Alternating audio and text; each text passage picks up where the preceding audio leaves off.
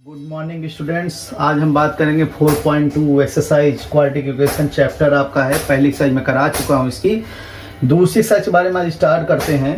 तो यहाँ पर जो है आपको कह रहा है पहला सवाल कि गुणनखंड विधि से निम्न द्विघात समीकरणों के मूल ज्ञात कीजिए। द्विघात समीकरण को हल करने की मुख्यतः तीन विधियाँ होंगी, ठीक है। एक गुणनखंड विधि होगी, दूसरा इसका जो है एक फार्मूला होगा जिसको आप क्वाड्रेटिक फार्मूला या श्रीधराचार्य सूत्र कहते हैं, उसके द्वारा लगेगा, या तीसरा होता है कंप्लीटिंग स्क्वायर मेथड यानी पूर्ण वर्ग बनाकर, ठीक है। तो इस एक्सरसाइज में हम जो है गुणनखंड विधि के द्वारा समीकरण को हल करना सीखेंगे, क्वाड्रेटिक इक्वेशन को। तो पहला सवाल आपका है गुणनखंड विधि से निम्न द्विघात समीकरणों के मूल ज्ञात कीजिए। पहला सवाल है आपका x square minus 3x minus 10 equal to 0, ठीक है ना। फर्स्ट का ये फर्स्ट पार्ट है, एक्स स्क्वायर माइनस 3x और माइनस 10 इक्वल टू 0, ठीक है। तो 10 के यहाँ पे 1 है, यहाँ 10 है, 1 और 10 का मल्टीप्लाई किया तो 10 आया। 10 के ऐसे फैक्टर करिए कि माइनस करने पर 3 आ जाए, ठीक है ना। यहाँ का साइन चेक करते हैं, इसका साइन क्या है, ये माइनस है तो माइनस करने पर, प्लस है तो प्लस करने पर बीच वाला नंबर आना चाहिए। यानी 10 के ऐसे गुणन करिए कि घटाने पर 3 आ जाए और गुणा कराएं तो 10 रहना चाहिए, ठीक है ना। तो 5 दूनी 10, 5 माइनस 2 बराबर 3 हो जाएगा। तो जब यहां से आ रहे हो आप तो ये हो गया x square minus 5 minus 2 x minus 10 equal to 0। यहां से आए तो एक्स स्क्वायर माइनस का 5x माइनस माइनस प्लस का 2x हो गया, और फिर यहाँ से आ गया माइनस 10 इक्वल टू 0। अब ये आप यहाँ से x कॉमन लोगे तो x माइनस 5 हो जाएगा, यहाँ से 2 कॉमन लेंगे तो x माइनस 5 हो जाएगा। x माइनस 5 अगेन कॉमन ले लिए, दोनों में यहाँ से ये हटेगा जब, तो यहाँ से बचेगा x, यहाँ से बचेगा 2, वो भी प्लस का, तो ये आ गया x प्लस 2 बराबर 0, ठीक है। अब या तो दो चीज़ों का जब गुणनफल 0 हो जाए तो उनमें एक राशि 0 अवश्य होती है। तो अगर हम एक बार ले लें कि यदि x माइनस 5 इक्वल टू 0 तो x इक्वल टू 5, और एक बार फिर ले लीजिए कि यदि x प्लस 2 इक्वल टू 0 तो x इक्वल टू आ गया माइनस 2। इसलिए x के दो मान निकल आए आपके, एक निकला है माइनस 2 और एक निकला है 5, ठीक है ना। तो ये दोनों मान हो गए x के 2 और 5। इसी प्रकार दूसरा भी है 2x स्क्वायर प्लस x माइनस 3, तो 6 दूनी 12 हो जाएगा। 12 के ऐसे गुणन करो कि घटाने पर आपका 1 आ जाए। ये 1x लिखा हुआ है, x लिखा है तो 1x हो गया, ठीक है ना। तो 4 3 12, 4 माइनस 3 करने पर 1 आ जाएगा, ठीक। इसके बाद ऐसे हम तीसरे नंबर को नोट करें, अगर थर्ड नंबर इसका, तो थर्ड नंबर बोल रहा है root x square root 2x स्क्वायर plus 7x plus 5 root 2 is equal to 0, ठीक है ना। तो सबसे पहले हमने इनका मल्टीप्लाई कराया तो 5 अपनी जगह, रूट 2 हो जाएगा 2, तो 5 2 10 हो गया। 10 कैसे फैक्टर करिए, प्लस करने पर 7 आ जाए, तो 5 दूनी 10, 5 2 7, ठीक है ना। तो यहाँ से रूट 2x स्क्वायर ऐसे रखे, यहाँ लिख दिया 5 प्लस 2x प्लस 5 रूट 2 बराबर 0। इसको एक्सपेंड करिए, मिड टर्म स्प्लिटिंग बोलते हैं इसीलिए इसको, x square plus 5x plus 2x plus 5 root 2 equal to 0। अब इससे अगर कॉमन लेने की बात करते हैं तो यहाँ से कॉमन आपका मिलेगा x केवल, तो ये रूट 2x प्लस 5 आ जाएगा। और इससे आप जब कॉमन लोगे तो 2 का मतलब होता है रूट 2 इंटू रूट 2, 2 का मतलब है रूट 2 इंटू रूट 2 ये भी है, तो रूट 2 कॉमन ले लिए।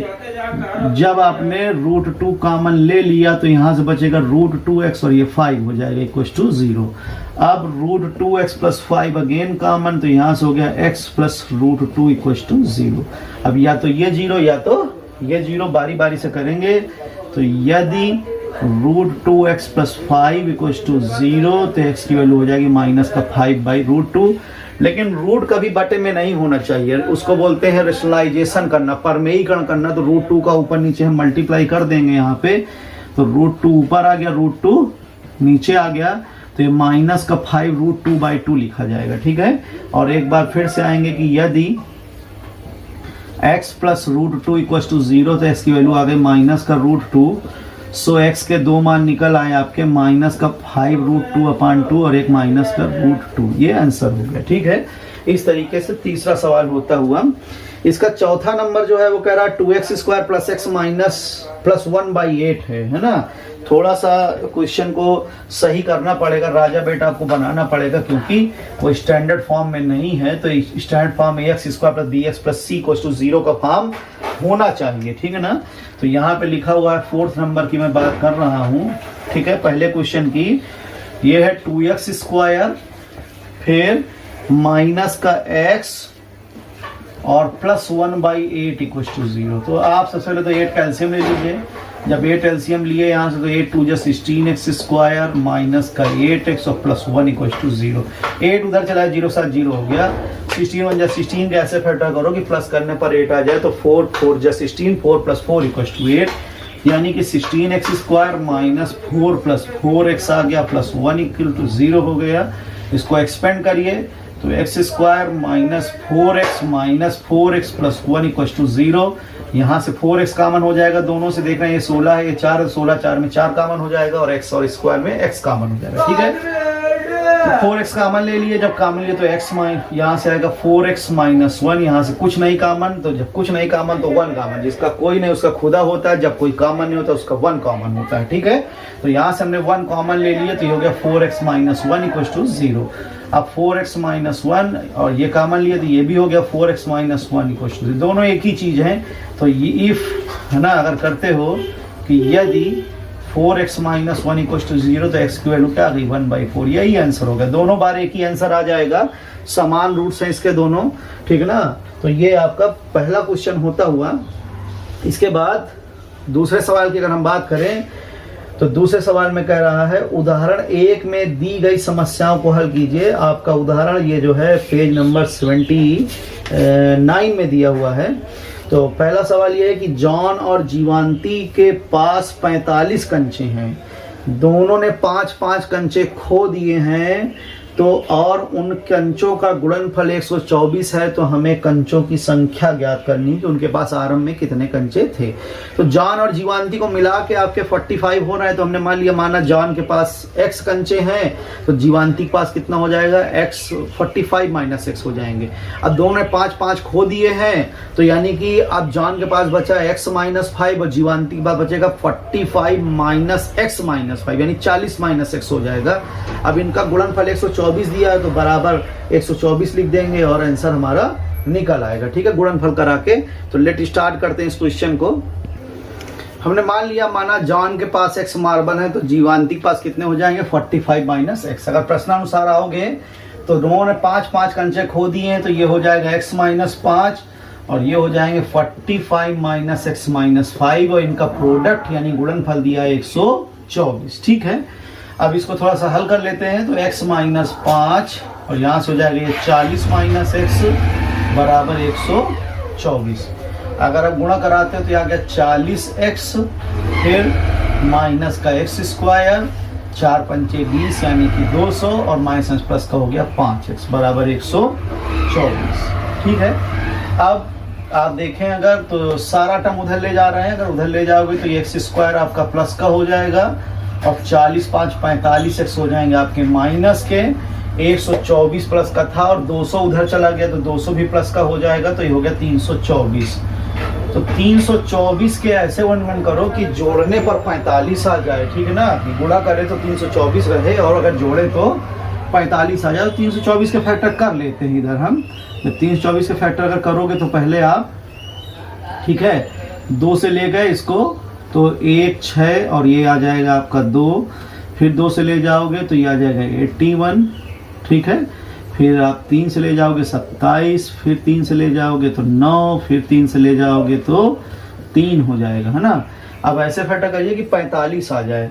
तो देखिए जरा सा 3 3 9 चौको 36 है ना, और 3 3 9 36 और 9 45 हो जाएंगे। ठीक है, कि जोड़ने पर हमको चाहिए, फिर से गौर करिए x² आपका कैसा था, माइनस का है, ये 40x प्लस के हो जाएंगे, 5x भी प्लस के होंगे और 5 भी 200 माइनस का होगा। तो सब उधर ले जा रहे हैं, तो ये इक्वेशन आपकी फॉर्म्ड हो गई। अब हमको 324 कैसे फैक्टर करने कि प्लस करने पर 45 आ जाए। तो जब 45 की बात कर रहे हैं तो 3 3 9 चौको 36 और 3 3 9 ये रहेगा 36 9 45, यानी कि x square minus 36 plus 9 x और प्लस 324 बराबर 0 हो गया। ठीक है, अब इसको खोल दीजिए तो x square minus 36x minus 9x, ठीक है, और प्लस 324 बराबर 0। x कॉमन ले लीजिए तो x माइनस 36, यहाँ से 9 कॉमन ले लिया तो x माइनस 36, है ना, 9 3 27, 6 का 54 सही है। तो इक्वल टू 0, x माइनस 36 ये x माइनस 9 बराबर 0 आ गया। अब या तो ये 0 या तो ये 0, तो यदि x माइनस 36 बराबर 0 तो x बराबर 36 हो गया। इसलिए जॉन के पास जो मार्बल होंगे वो कितने हो जाएंगे, जॉन के पास मार्बल होंगे 36, और जो जीवांती होगी, है ना, तो जीवांती के पास हो जाएंगे आपके 45 माइनस 36 बराबर 9। ठीक है ना। अगर बाई चांस हम ये ले लेते कि इफ x माइनस 9 बराबर 0, तो जॉन के पास अब कितना हो जाता, है ना, जॉन की बात करोगे तो x थे, x बराबर 9 आ जाएगा। जबकि जीवांती की बात अगर करते हैं यहाँ से कि जीवांती के पास कितने होंगे, तो जीवांती है आपकी 45 माइनस एक्स, है ना, तो इस कंडीशन में इसके पास 36 हो जाते। तो या तो जॉन के पास 9 है तो जीवांती के पास 36 है, अगर जीवांती के पास 9 हो जाएंगे तो जॉन के पास 36 हो जाएंगे। ठीक है, इस तरीके से सवाल होता हुआ। दूसरा सवाल क्या है, एक कुटीर उद्योग में एक दिन में कुछ खिलौने निर्मित करता है। प्रत्येक खिलौने का मूल्य 55 रुपए में से एक दिन निर्माण किए खिलौनों को घटाने पर प्राप्त हो जाता है, के बराबर प्राप्त होता है। और एक दिन का निर्माण लागत मूल्य 720 था, तो कह रहा है उस दिन निर्मित किए गए खिलौनों की संख्या ज्ञात कीजिए। हमने माना कि x खिलौने निर्मित किए जाते हैं, तो प्रत्येक खिलौने का जो मूल्य होगा, लागत मूल्य कितना हो जाएगा, 55 माइनस x हो जाएगा। और कुल जो मूल्य है वो आपका दिया हुआ है 750 रुपए, तो 750 है, तो इसका मतलब क्या हो जाएगा, खिलौनों की संख्या तथा प्रत्येक खिलौने का मूल्य का गुणनफल करेंगे तो 750 आ जाएगा। ठीक है, तो इस सवाल करने की कोशिश करते हैं। हमने माना कि एक दिन में निर्मित खिलौनों की संख्या बराबर x, तो प्रत्येक खिलौने का जो लागत मूल्य होगा वो 55 माइनस x रुपए हो जाएगा। ठीक है, अब इनका जो कुल मूल्य दिया 750 दिया, तो क्या हो जाएगा, x into 55 minus x, 55 minus x बराबर 750, गुणा करा दो तो 55x माइनस एक्स स्क्वायर बराबर 750। उधर ले जाते हैं, प्लस कर लेते हैं, तो एक्स स्क्वायर माइनस 55x और प्लस का 750 बराबर 0। 750 के ऐसे गुणन करो कि जोड़ने पर 55 आ जाए। 750 के ऐसे गुणन करिए कि जोड़ने पर 55 आ जाए। तो करते हैं गुणा, है ना, 25 3 75, 25 और 30 करोगे तो 55 आ जाएगा, है ना। तो यहाँ पे हमने लिख दिया x square minus 30 plus 25 x plus 750 बराबर 0। X square minus 30x minus 25x और ये प्लस का 750 इक्वल टू 0। एक्स कॉमन लीजिए तो x माइनस 30 हो जाएगा, 25 कॉमन ले लेंगे तो x माइनस 30 हो जाएगा, x माइनस 30 फिर से कॉमन ले लेंगे आप, तो ये x माइनस 25 हो गया। अब जब आए कि यदि x माइनस 30 बराबर 0, तो x का मान 30 हो गया।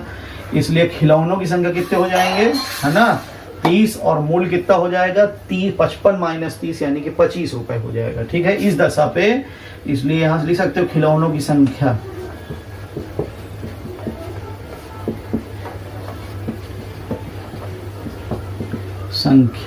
कितनी हो जाएगी, x बराबर 30 और प्रत्येक खिलौने का मूल्य जो होगा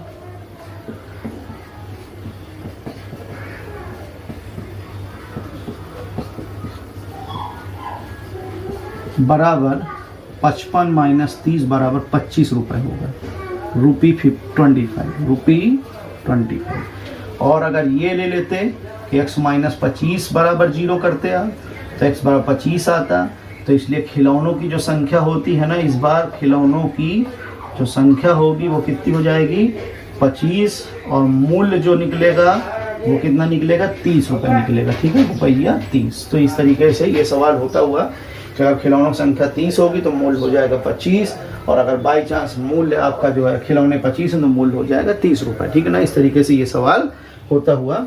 अब हम चलेंगे क्वेश्चन नंबर 3 के लिए। तो 3 में आपसे बोला है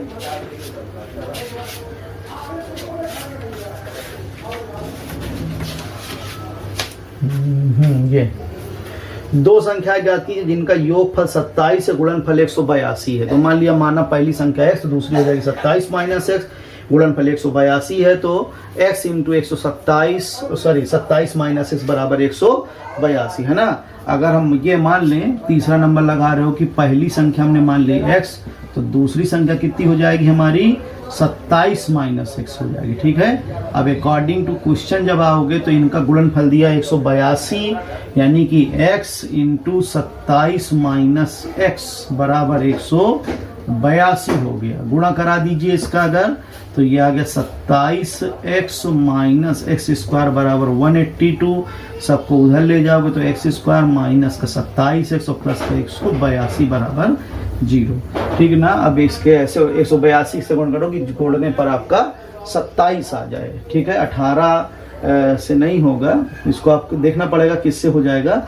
तो जितना फैक्टर आ जाए कर लीजिए, आंसर निकल आएगा। ठीक है। इसके बाद चौथा नंबर कह रहा है कि दो क्रमागत धन पूर्णांकों को ज्ञात कीजिए जिनका योग वर्गों का योगफल 325 है। तो मान लिया माना पहला पूर्णांक बराबर x, ठीक है, तो दूसरा क्रमागत पूर्णांक कितना हो जाएगा x प्लस 1। ठीक है ना। और जब x प्लस 1 आ जाएगा तो इसके बाद की कंडीशन की बात करिए अगर, ठीक है, ये चौथा नंबर आप लगा रहे हैं क्वेश्चन को, चौथे नंबर पे आते हो तो मान लिया माना पूर्णांक पहला पूर्णांक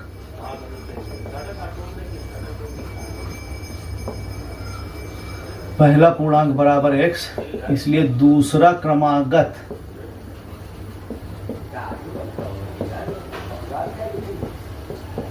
पूर्णांक बराबर क्या हो जाएगा x प्लस 1। प्रश्नानुसार इनके वर्गों का योगफल यानी एक्स स्क्वायर x प्लस 1 का होल स्क्वायर बराबर दिया है 324, और आपको 324 नहीं है 365 है यहाँ पे 365। ठीक है ना। अब इसको आपको एक्सपेंड कर लेना है तो एक्स स्क्वायर ये आ जाएगा x square plus 2x plus 1 equal to 365। सब ये हो गया 2x स्क्वायर प्लस 2x और इधर आएगा तो 364 हो गया ये आपका। चाहो तो पूरे समीकरण को 2 से भाग करा दीजिए, थोड़ा सा सिंपल कर लेते हैं। ये सिंपल किया तो एक्स स्क्वायर प्लस एक्स और ये आ जाएगा 2 एकन्नम 2, 2 अट्ठे 16 और 2 एकन्नम 2। 182 के ऐसे गुणन करो कि घटाने पर आपका 1 आ जाए। ठीक है ना। तो आप कर लेंगे आराम से, निकल आएगा। फैक्टर करिए, आंसर निकालिए। इसके बाद अब अगला सवाल है कि कह रहा है एक समकोण त्रिभुज की ऊंचाई इसके आधार से 7 कम है और कर्ण 13 सेंटीमीटर का हो तो दो भुजाएं ज्ञात की, यानी हमको आधार और ऊंचाई दोनों ज्ञात करना है। ठीक है। तो हमने मान लिया माना, देखिए कह रहा है यहाँ पे ऊंचाई आधार से 7 कम है। ऊंचाई आधार 7 कम है, आधार 7 ज़्यादा है तो हमने अगर ले लिया कि ऊंचाई बराबर x सेंटीमीटर, तो सेंटीमीटर तो आधार हो जाएगा x प्लस 7 सेंटीमीटर। ठीक है ना। और कर्ण 13 दिया है तो अब आप जानते हो कर्ण पर बना वर्ग शेष दो भुजाओं पर बने वर्गों के योग के बराबर होता है। इस विधि के द्वारा हम इस सवाल को लगाएंगे। ठीक है ना। समकोण त्रिभुज में बोल रहा था कि ऊंचाई आधार से 7 सेंटीमीटर कम है, यानी आधार 7 ज्यादा है, तो हमने ले लिया कि लंब बराबर x, तो आधार हो गया x प्लस 7 और कर्ण दिया है 13। आप जानते हो पाइथागोरस प्रमेय के हिसाब से कि कर्ण पर बना वर्ग शेष दो भुजाओं पर बने वर्गों के योग के बराबर होता है। तो लिख सकते हैं चूंकि कर्ण स्क्वायर बराबर लंब स्क्वायर प्लस आधार स्क्वायर। ठीक है ना। तो कर्ण आपका हो गया 13 का स्क्वायर बराबर आ गया, लंब की बात करिए एक्स स्क्वायर और आधार हो गया x प्लस 7 का होल स्क्वायर। 169 आ गया ये एक्स स्क्वायर, इसको एक्सपेंड कर लीजिए तो एक्स स्क्वायर प्लस 49 और प्लस आ गया आपका 14x हो गया, 7 दूनी 14x। ठीक है ना। इधर ही इसको ले आते हैं तो ये हो गया 2x स्क्वायर प्लस 14x और प्लस का 49 और माइनस का 169 इक्वल टू 0। ये 2x स्क्वायर प्लस 14x ऐसे ही रहेगा, ये जाएगा तो माइनस का 120 इक्वल टू 0 हो गया। चाहो तो 2 से पूरे समीकरण में भाग करा सकते हैं आसान करने के लिए। तो x स्क्वायर यहाँ 7 दूनी 14x और ये आ गया 60 इक्वल टू 0। 60 के ऐसे फैक्टर करो कि 7 आ जाए। तो 12 पंचे 60, 12 माइनस 5 बराबर 7, तो x square plus 12x minus 5x minus 60 बराबर 0 हो गया। x कॉमन ले लीजिए, जब x कॉमन लिया तो ये आ गया x प्लस 12 माइनस का 5 कॉमन तो x प्लस 12 बराबर 0, x प्लस 12 अगेन कॉमन तो यहाँ से आ गया x माइनस 5 बराबर 0। अब यदि x प्लस 12 बराबर 0 तो x बराबर माइनस 12, ये अमान्य हो गया क्योंकि कभी भी लंबाई जो होती है वो निगेटिव नहीं होती है, ठीक है, तो ये अमान्य हो जाएगा। अब आगे आओगे कि यदि x माइनस 5 बराबर 0 तो x बराबर आ जाएगा 5, और जब ये 5 आ गया तो इसलिए लिख सकते हो कि लंब जो होगा है ना, लंब बराबर x बराबर 5 सेंटीमीटर और आधार जो निकलेगा हमारा आधार बराबर x प्लस 7 बराबर 12 सेंटीमीटर, ठीक है ना। इस तरीके से सवाल हो जाएगा ये। चलते हैं, इस एक्सरसाइज का अंतिम सवाल है कि एक कुटीर उद्योग एक दिन में कुछ बर्तनों का निर्माण करता है। एक विशेष दिन यह देखा गया कि प्रत्येक नग का निर्माण लागत उस दिन की में निर्माण किए गए बर्तनों की संख्या के 2 गुने से 3 अधिक है। अगर मान लीजिए x बर्तन बनाए हैं आपने तो प्रत्येक बर्तन का मूल्य क्या हो गया, 2x प्लस 3 हो गया, और कुल जो निर्माण हुआ है वो 90 रुपए का हुआ है। तो कह रहा बर्तनों तथा नग का लागत मूल्य क्या कीजिए, ठीक है ना। तो बर्तन अगर x होंगे तो लागत मूल्य हमारा हो जाएगा 2x प्लस 3, ठीक है। इस तरीके से करते हैं सवाल। तो हमने यहाँ पर मान लिया, माना एक दिन में जो निर्मित बर्तनों की संख्या वो x है, तो एक बर्तन का जो लागत मूल्य हो जाएगा किसी विशेष दिन में कितना था, बर्तनों की संख्या के 2 गुने से 3 अधिक यानी 2x प्लस 3। अब कुल निर्माण 90 रुपए का हुआ है तो इसका मतलब क्या, बर्तनों की संख्या का मूल्य में गुणा करा देंगे तो 90 आ जाएगा, यानी x 2x plus 3 equal to 90। इसको मल्टीप्लाई करिए तो आ गया 2x स्क्वायर प्लस 3x और माइनस 90 इक्वल टू 0। अब 90 दूनी 180 के ऐसे गुणन करो कि घटाने पर आपका 3 आ जाए, ठीक है। करने का प्रयास करते हैं। तो 90 के फैक्टर कर लीजिए आप जरा सा, तो 2 से करेंगे 45 आ जाएगा, फिर आप 5 से करेंगे तो 9 आ जाएगा, फिर 3 से करिए तो 3 आ गया, ठीक है। और एक ये 2 एक्स्ट्रा है ना, ऐसा करना है कि आपको 3 मिल जाए यहाँ से।